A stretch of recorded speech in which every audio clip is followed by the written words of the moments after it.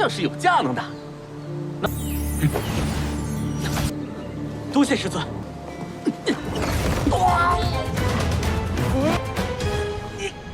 你们叶家带个话，地手指呢？快出来！便无法使用顿悟。啊，小家居然是快！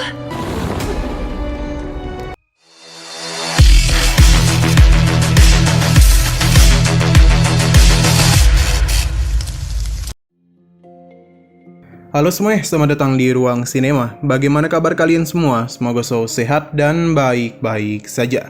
Sesuai jadwal, jadi pada hari ini kita akan kembali melanjutkan series Donghua I Can Have Infinity Engagement episode terbaru. Yang mana ini adalah episode yang ke-24. Bagi yang baru bergabung dan series ini, kita sudah sediakan playlistnya. Jadi kalian bisa dengan mudah mencari di mana episode awal dari series ini.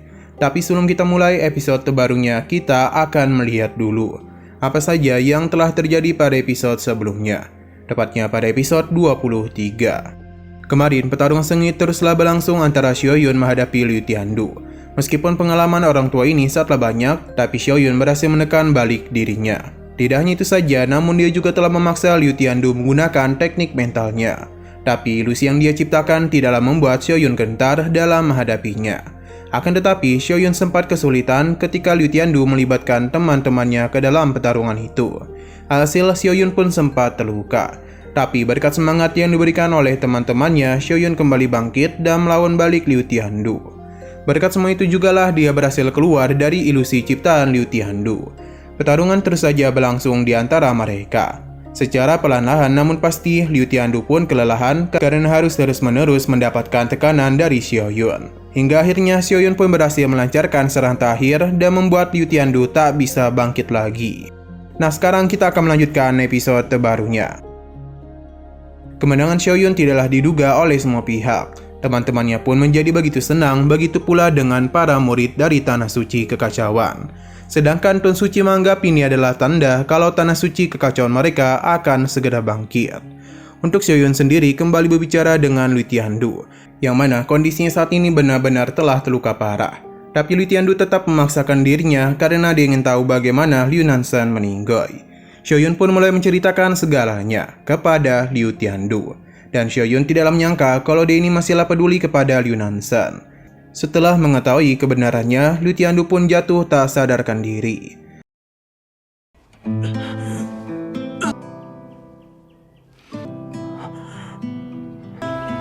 你果然还是在意。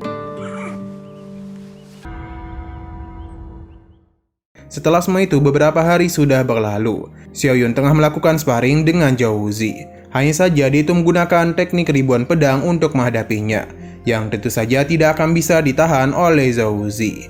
Lagi dan lagi dia pun harus kalah di tangan Xiaoyun. Tapi dia ini berjanji cepat atau lambat Xiaoyun akan dia kalahkan. Tapi bagi Xiaoyun itu sangatlah mustahil. Dia pun mendatangi gurunya dan menanyakan mengapa ia tidak memakan buah bodi pemberiannya. Yoji juga memintanya untuk segera makan buah itu, karena beberapa hari lagi bisa saja Ditian itu meninggal. Xiaoyun pun memukulnya karena berbicara sembarangan. Ditian ternyata sengaja menunggu, karena semakin dekat dirinya dengan kematian, maka semakin besar juga potensi yang dapat dirinya keluarkan. Sebagai seorang guru, dia akan menunjukkan kepada para muridnya bagaimana dia bisa mencapai batas alam luar biasa dengan satu kali penerobosan saja. Xiaoyun paham dan memuji rencana gurunya. Akan tetapi, Ditian langsung saja memukulnya. Sesaat kemudian, Lin Xiaoya pun datang untuk memberikan pesan dari kampung halaman Xiaoyun. Baru saja membacanya, Xiaoyun pun langsung terkejut pasalnya sesuatu yang buruk telah terjadi kepada keluarganya. Dia pun meminta izin kepada Ditian untuk pergi. Ditian mengizinkannya dan Zhouji juga akan ikut pergi bersama Xiaoyun. Namun sebelum mereka pergi, Ditian memberikan segel tinju kepada Xiaoyun yang mana itu dapat meningkatkan kekuatannya. Ia hanya perlu menggunakannya ketika kondisi kritis saja. Xiaoyun sangatlah berterima kasih kepada gurunya. Ditian pun mempersilakan mereka pergi daripada nantinya mereka terlambat. 家中有疾，像是有架能的。多谢师尊。 Setelah mereka pergi, sesaat kemudian utusan Tuan Suci pun datang untuk memberikan sebuah pesan kepada Xiaoyun. Namun sayang sekali Denny sudah terlambat sebab Xiaoyun baru saja pergi. Scene pun lalu berpindah ke tempat keluarga Xiao yang mana terdengar tangisan dari orang-orang di dalam sana. Sebab keluarga Xiao tidak akan pernah memiliki keturunan lagi. Namun semua itu hanyalah akting dari beberapa murid saja yang sedang menjahili seorang tetua.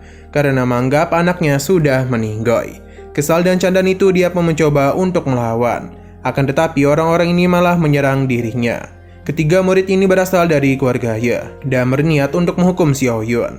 Tapi karena tidak kunjung menemukan keberadaannya, maka mereka berpikir kalau tetua Xiao telah menyembunyikannya. Terlebih lagi, keluarga Ye mereka masihlah memiliki utang nyawa. Ia hanya tertawa saja sebab saudaranya bernama Yi Daodao telah melihat sendiri kalau Xiaoyun mati di sarang naga. Sebenarnya tetua Xiao ini kesal, namun apa boleh buat dia tidak bisa melakukan apa-apa. Maka karena itulah dia pun menanyakan keinginan dari si Dao. Ternyata dia itu menginginkan pembuluh darah spiritual milik keluarga Xiao. Ini tentu saja tidak akan pernah diberikan oleh tetua Xiao. Namun si Dao akan melakukan hal tersebut karena dia ingin menjadi lebih kuat lagi. Mereka akan memaksa tetua Xiao untuk mengatakan hal tersebut. Tapi belum apa-apa, Xiaoyun dan juga Zhou Ji telah datang kemari. Xiaoyun tidaklah memberikan mereka berbuat seenaknya di keluarga Xiao. 去混沌圣地找修友回来了，叶小岛，我要，看来你是不想打架，去帮他体面。 Isi Dao pun tidaklah takut kepada Xiaoyun karena baginya dia hanyalah sampah saja. Kesal dengan perkataannya, Xiaoyun pun dan cepat melakukan penyerangan sampai-sampai membuat Isi Dao itu tidak berkutik. Bukannya tobat, Isi Dao itu berjanji kalau saudaranya pasti akan datang untuk membalas dendam. Xiaoyun tidaklah takut dan memintanya untuk menyampaikan pesan kepada keluarga Ye. Kalau dalam waktu 5 hari lagi, dia akan melenyapkan keluarga Ye dari kota Fengling. Xiaoyun dan mudah mengusir mereka.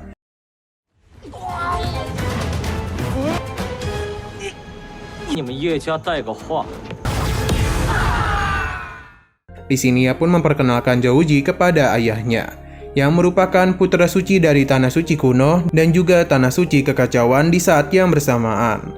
Mendengar hal itu tentu membuatnya takjub, tapi Xiaoyun memberitahu kalau Zhou Ji sekarang adalah pengikutnya. Mendengar apa yang dia katakan membuat ayahnya pun menjadi terkejut. Ia lalu menanyakan identitas putranya saat ini.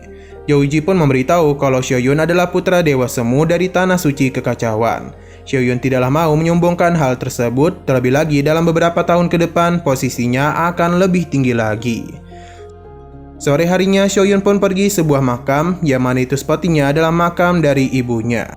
Ia tidaklah bisa menahan air matanya, apalagi ketika mengingat kejadian di masa lalu yang telah menimpa keluarga Xiao. Kala itu Xiaoyun tidaklah bisa berbuat apapun selain melihat anggota keluarga Ye melakukan pembantaian kepada keluarga Xiaoyun. Xiaoyun yang baru saja berinkarnasi ke tubuh anak ini pun menjadi panik karena malah melihat pembantaian tersebut. Sistem sayang sekali tidaklah bisa membantu Xiaoyun. Ketika kepala keluarga Ye ingin menghabisi Xiaoyun, ibunya pun datang untuk melindunginya. Namun sayang sekali Denny harus menjadi korban dalam pertarungan tersebut. Xiaoyun kecil hanya bisa menangis saja tanpa bisa berbuat apa-apa. Xiaoyun pun memberikan sapaan kepada makam ibunya. 斩草除根，敌手指了，快出来！无法使用顿悟。啊！小家居然生病，快！ Sesaat kemudian ayahnya pun datang untuk memberitahu kalau Isi Dao telah datang dengan membawa beberapa murid keluarga Ye. Bahkan mereka berani melakukan penyerangan di batas luar. Mendengar hal tersebut membuat Xiaoyun kesal, tapi ayahnya meminta Xiaoyun untuk pergi saja. Namun Xiaoyun yang sekarang tentu tidak akan pernah tinggal diam. Di sisi lain terlihat kalau para murid keluarga Xiao sedang terdesak. Xiaoyun dan juga Zhou Ji pun datang untuk membasmi para murid keluarga Ye. Akan tetapi orang-orang ini tidaklah takut kepadanya dan malah meremehkan Xiaoyun.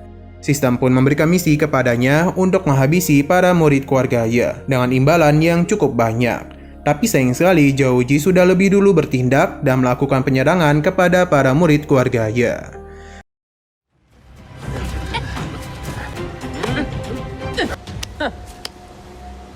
说说，跟他们拼了！这是自动的奖励。 Nah, sayang sekali lagi seru-serunya episodenya pun harus bersambung dulu. Oke, sekian dulu pada video kali ini. Untuk video selanjutnya akan segera hadir. Jadi bagi kalian yang ingin mengikuti series ini, langsung saja klik subscribe dan aktifkan loncengnya. Terima kasih yang sudah menonton video sampai habis. Jika kalian suka pada video ini, klik like dan share ke teman-teman kalian tentang channel ini. Dan ditunggu aja kelanjutannya. Oke, sampai jumpa di video selanjutnya.